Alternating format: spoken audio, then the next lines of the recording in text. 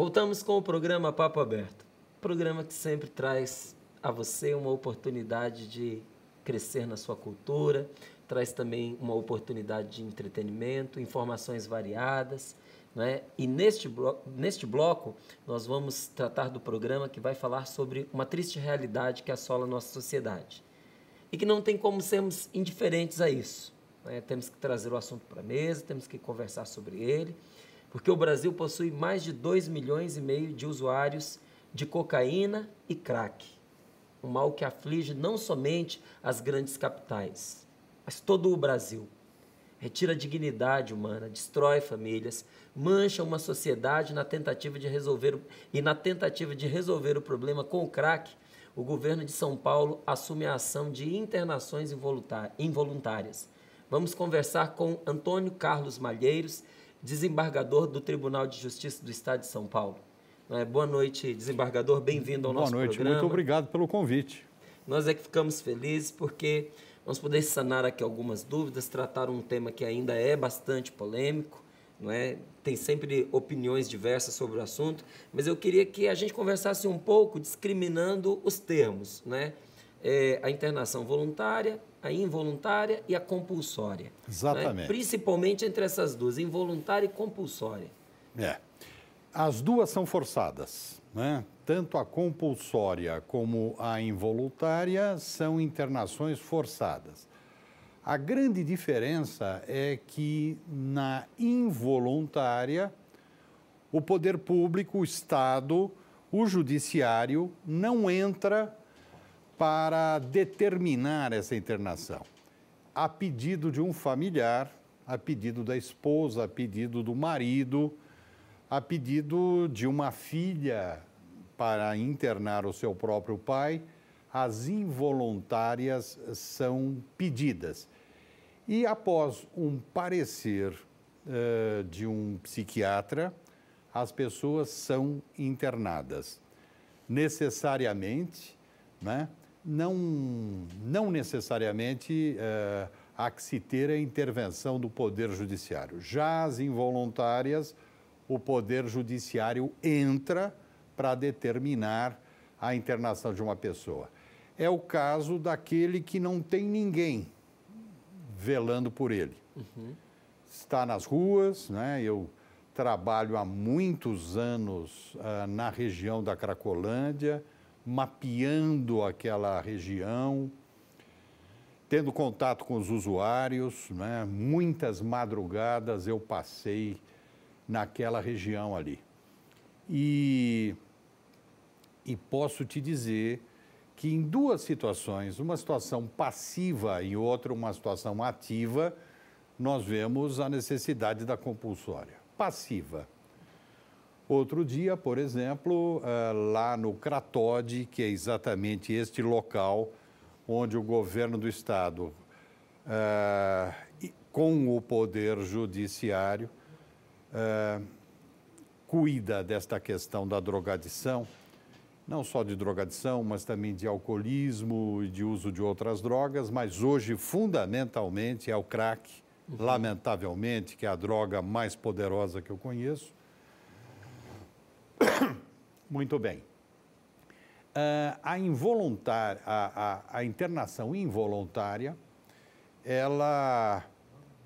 eu percebi, por exemplo, outro dia lá no Cratode, um rapaz extremamente magro,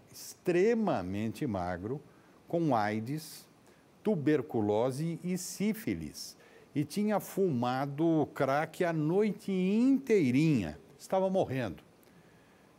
Foi levado para lá por alguém que teve um contato com ele nas ruas e nós iríamos decretar uma internação involuntária, uma compulsória, até que chegou o companheiro dele.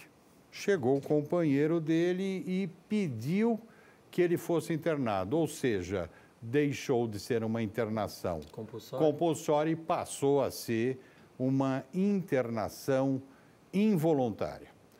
E me lembro bem, numa das madrugadas que eu estava lá na Cracolândia, de um rapaz com mais de 1,90 m de altura, grandalhão, completamente alucinado pela droga, com um grande caco de vidro na mão. Ele já tinha se cortado, já feito no seu próprio corpo 2, 3 cortes e já tinha cortado umas 2 ou 3 pessoas. É caso de contenção dessa pessoa, até para salvar sua própria vida e a vida dos outros, ser levado para uma compulsória. Né? Então, esse é o ativo. E o passivo, aquele jovem estava morrendo à míngua, né? Não estava atacando ninguém, não estava colocando a vida de ninguém em risco, mas ele próprio estava morrendo. Ele morreria provavelmente em poucas horas se não tivesse sido atendido. Acabou não sendo a compulsória, mas foi a involuntária em razão do pedido de um familiar dele, no caso, um companheiro dele. Involuntária porque a pessoa não quer. Involuntária não quer e compulsória porque também não quer. Né? Nos 2 casos, são internações forçadas. Que bom seria se todo mundo se internasse voluntariamente. Até porque o tratamento, com certeza absoluta, é muito mais eficaz. Muito mais produtivo. Muito mais para aquele que quer se cuidar, para aquele que quer se curar, não é? O forçado é sempre complicado, mas tem determinados momentos em que não há o que fazer a não ser forçar de uma forma ou de outra. Agora, até agora, não teve nenhuma compulsória. Em compensação, involuntárias, centenas. Muitas. Desde que nós começamos essa parceria. A pedido de pais, de parentes, amigos, daí já não daria, porque não tem vínculo de parentesco. Ou marido, ou mulher, ou companheiros, ou parentes. Pais, filhos, né? Querendo internar os seus entes queridos, seus familiares queridos. É uma situação lamentável aqui. Lamentável, hoje, né? Tristíssima, tristíssima, tristíssima, tristíssima. E eu sempre achei que o judiciário tinha tudo a ver com isso, né? Eu trabalhei nas ruas de São Paulo como voluntário, como entidade religiosa, nos anos 70 e metade dos anos 80. Parei de trabalhar nas ruas para trabalhar nos hospitais, mais ou menos quando a AIDS estava chegando no mundo. Eu vi a situação deplorável daqueles doentes com AIDS e fui trabalhar com eles. Mas trabalhei antes disso durante 15 anos nas ruas. E agora, no início do segundo semestre de 2011, eu não queria que acontecesse aqui em São Paulo a mesma coisa que aconteceu no Rio de Janeiro, ou seja, arrancar das ruas sem uma melhor análise, né? Sem individualizar as situações, arrancar das ruas na marra, né? Maciçamente, sem se perceber qual é a situação de cada um.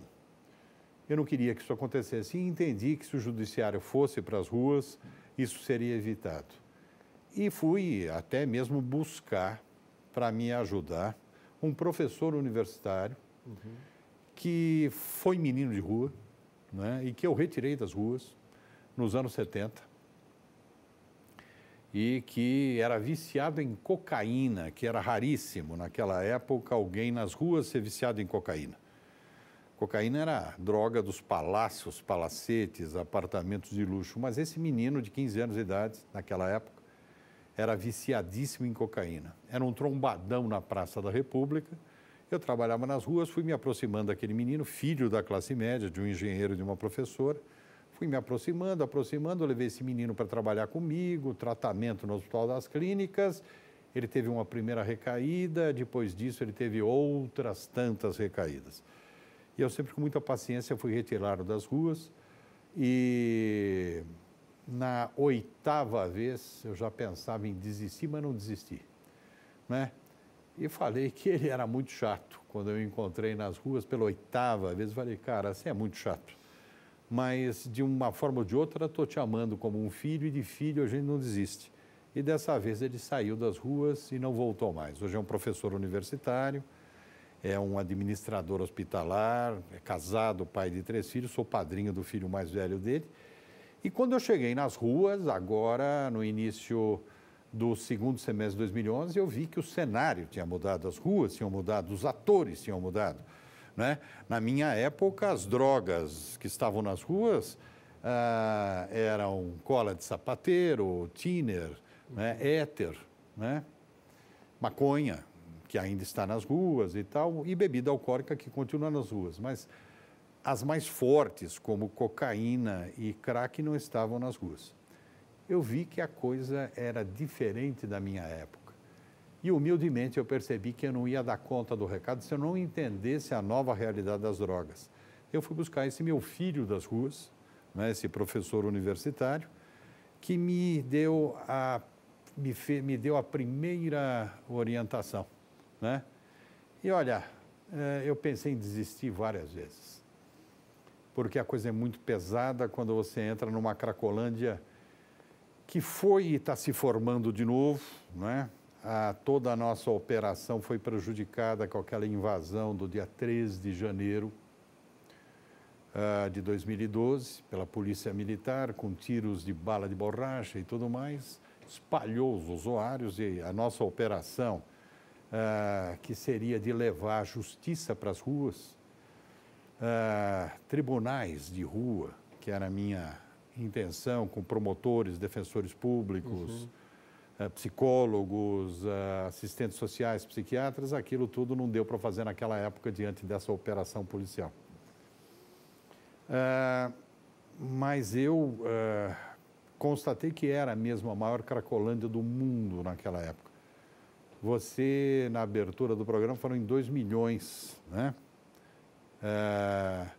Só ali na região da Cracolândia Central, eu vi reunida numa noite uma multidão de 2.000 pessoas, ali na Rua Helvécia, Dino Bueno, Largo Coração de Jesus. E posso te garantir que 20% daquelas pessoas eram crianças e adolescentes, que era a minha preocupação maior, né? E eu sou o coordenador da Infância e Juventude do Tribunal de Justiça e eu queria me preocupar mais com crianças e adolescentes. Ainda eles são a minha principal preocupação.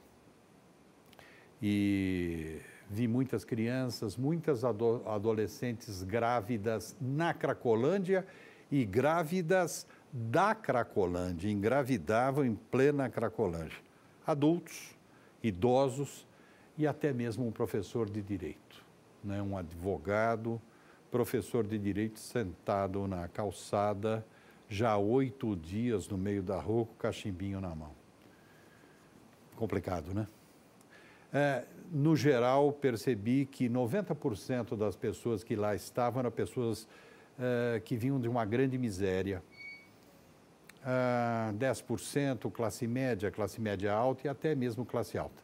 Mas, no geral, pessoas que o poder público esqueceu, né? O Estado, a sociedade civil, muitas vezes se torna distante das pessoas mais pobres. E foi o que eu vi por lá. Mas, enfim, agora estamos nesse trabalho, que não é fácil, não é?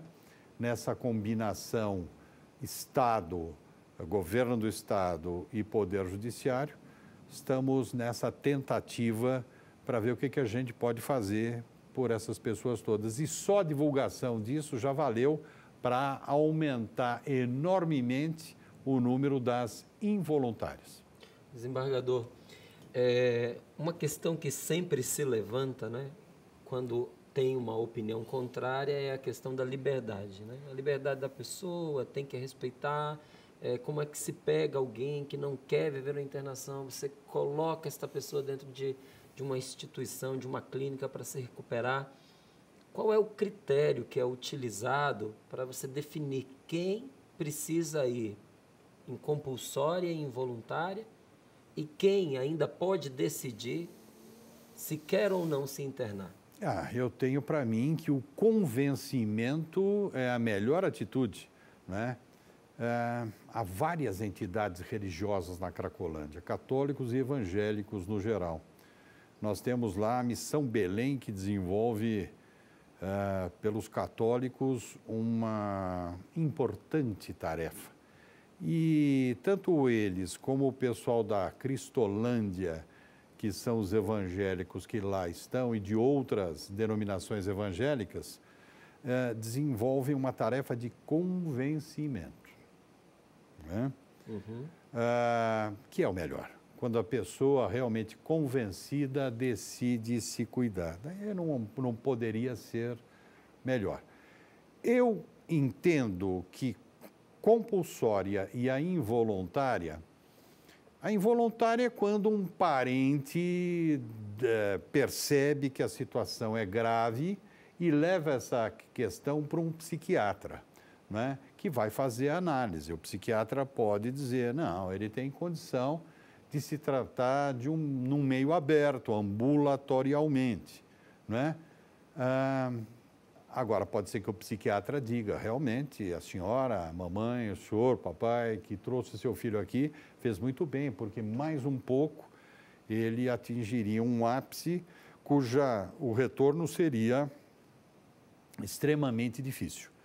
Então, é um psiquiatra que diz. Agora, na compulsória é o Estado que diz, não é? Nessas situações evidentes de risco iminente de se perder a vida. Para si e para outros. Para si e para outros. O passivo e o ativo, conforme os dois exemplos que eu te dei. Quais as características de um usuário desta situação de internação involuntária? Não é? Normalmente é só porque a família decidiu que ele deve se internar e um psiquiatra ele percebe que aquela família precisa ser apoiada no sentido de retirá-lo? Com certeza. Muitas vezes a família procura e não é caso de internação. Os pais se assustam, né? O menino teve uma reação um pouco mais violenta dentro de casa e pode ser tratado tranquilamente em meio aberto, que é o ideal. Né? O ideal seria que todo mundo quisesse se tratar voluntariamente e pudessem ser tratados em meio aberto. Agora, há casos que voluntariamente a pessoa sabe, ela fala, não adianta me colocar em meio aberto que eu vou sair, eu vou fumar. Né? Preciso ser internado. Então, tem esta característica também de muita gente que assume o seu mal, não é? Assume que tem que afastar o mal, assume que tem que parar de fumar crack. Não é fácil. Eu acho que a pessoa, ela vê a morte se aproximando, né? Então, a pessoa talvez às vezes se assuste e veja o mal que está fazendo para os outros e principalmente para si próprio. Eu me emocionei no meu primeiro dia lá no Cratode, quando eu conversando com uma menina, filha de um zelador de prédio, e a mãe era uma faxineira e o pai zelador de prédio. E a menina não queria, uma menina de 16 anos. Porque não quero. E enquanto ela não era atendida pelos psicólogos, pelos psiquiatras, eu tive uma conversa com ela de 2 horas. E no final da conversa, ela me falou uma coisa bacana. Ela falou, eu até acho que não estou precisando, mas como eu não paro de fumar crack, isso está causando muita dor para o meu pai e para minha mãe, eu vou me internar, né? Ela própria consentiu na sua internação. Ou seja, se a gente fala francamente, se a gente fala com coragem, se a gente fala com ternura, a gente pode virar a mesa. E conseguir uma série de internações voluntárias, as pessoas querendo se internar. Agora, as forçadas eu deixo para exceção, né? Sempre são internações excepcionais. Outra coisa é que, normalmente, a gente vê que há uma forte ligação entre o ingresso da pessoa no universo das drogas e uma desestruturação familiar, não é? Esse processo de resgate desta pessoa, acredito eu, passa em grande parte também pela família. Como é que o senhor vê isso? Com certeza absoluta.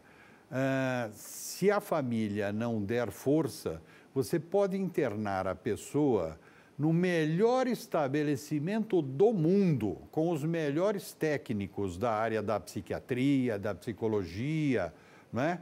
Se ele não tiver quem lhe dê apoio, a esposa, o marido, o companheiro, a companheira, o pai, a mãe, o filho, a coisa não vai dar certo. Isto já eu chamo do day after, né? Não adianta a gente ter o melhor dos planos para retirar as pessoas das ruas, para retirar as pessoas que estão trancadas em casa, fumando crack o tempo todo, se depois de um longo tratamento ela não tem para onde ir, a família continua desestruturada, continua sem um emprego, continua sem trabalho, sem ocupação, sem educação. É muito complicado isso. Ou seja, o day after, o dia seguinte, tem que ser muito bem cuidado também, né? E nós estamos, por hora, trabalhando no pronto-socorro. Entendi. Não é? Quer dizer... Esse processo de inclusão ainda está caminhando. Muito caminhando e precisa caminhar muito. Nós estamos na ponta do iceberg, tá certo? O iceberg é gigantesco, estamos vendo só a pontinha para fora, porque o dia seguinte é complicado. E vou mais além. Vamos até imaginar que a gente dê conta também do day after.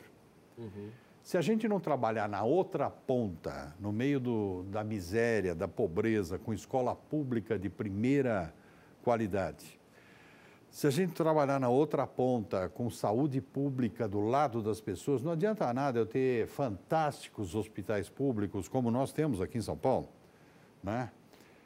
Se eu moro do outro lado do mundo, quer dizer, eu estou doente, sou pobre, tenho que tomar 2, 3 conduções para chegar nesse hospital, talvez não consiga ser atendido, minha doença é grave. Quando eu consigo ser atendido, minha cirurgia é marcada para 9, 10 meses depois. Morri, né? Então, eu acho que saúde pública perto das pessoas, com essa mesma qualidade que existe, mas com muitos profissionais se dedicando perto das pessoas mais empobrecidas. Frentes de trabalho, lazer e cultura no local onde se vive, né? Casa onde se mora, que quando chove não desbarranca. Quer dizer, coisas mínimas. Condições mínimas para uma vida digna. Daí eu acredito efetivamente que se a gente conseguir tirar todo mundo dessa Cracolândia que está se formando novamente, ironicamente, naquele mesmo local de onde foram expulsos, eu acredito que não se formará uma nova Cracolândia. Porque se a gente der conta do day after e limpar, conseguir retirar todo mundo da drogadição, conforme a gente vai retirando todas essas pessoas, uma nova Cracolândia vai se formar, porque a miséria continua. Tá certo. Desembargador, muito obrigado. Eu é que agradeço. Muito obrigado a você. Esclarecimento. Muito obrigado.